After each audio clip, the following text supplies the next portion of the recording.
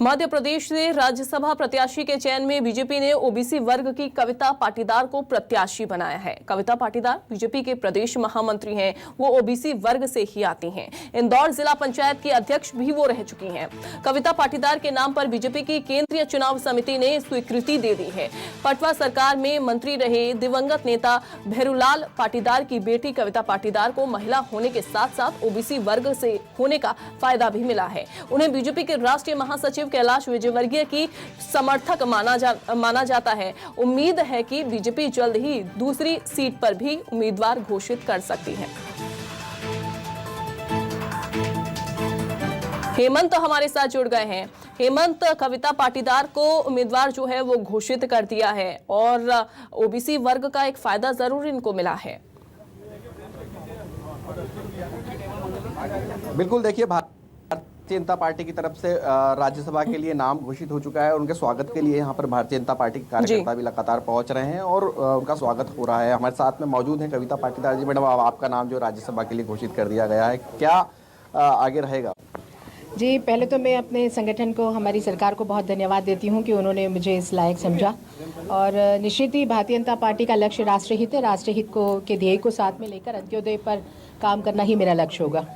हाँ मैडम, अब भाजपा जो है कांग्रेस पर दावा बोल रही है कि ओबीसी के नाम की घोषणा तो बीजेपी ने कर दी है, कांग्रेस ने अब तक नहीं की। देखिए, ओबीसी के अधिकारों की रक्षा भाजपा ने ही की है। हम लोग दृढ़ संकल्पित थे, हमारी सरकार और हमारा संगठन, कि हम बिना ओबीसी आरक्षण के साथ स्थानीय निकाय के चुनाव नहीं करवाएंगे और उनके दृढ़ संकल्प की जीत हुई है।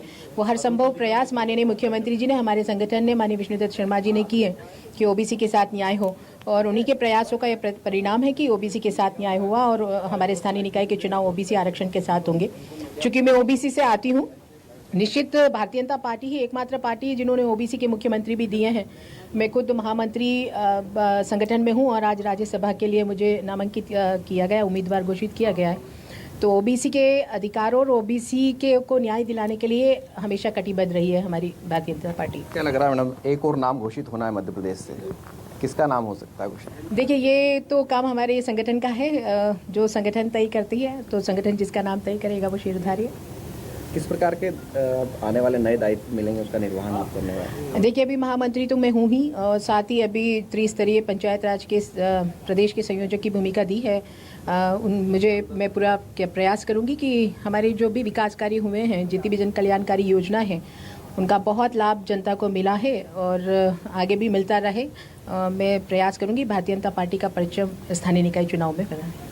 तो ये हमारे साथ थी कविता पाटीदार जी, जिनका नाम राज्यसभा के लिए घोषित किया गया है। प्रदेश में अभी महामंत्री का पद जो है वो संभाल रही हैं। इसके पहले वो जिला पंचायत अध्यक्ष भी इंदौर से रही हैं। जी बिल्कुल। बहुत शुक्रिया हेमंत, आपका जानकारी देने के लिए और बातचीत भी करने के लिए।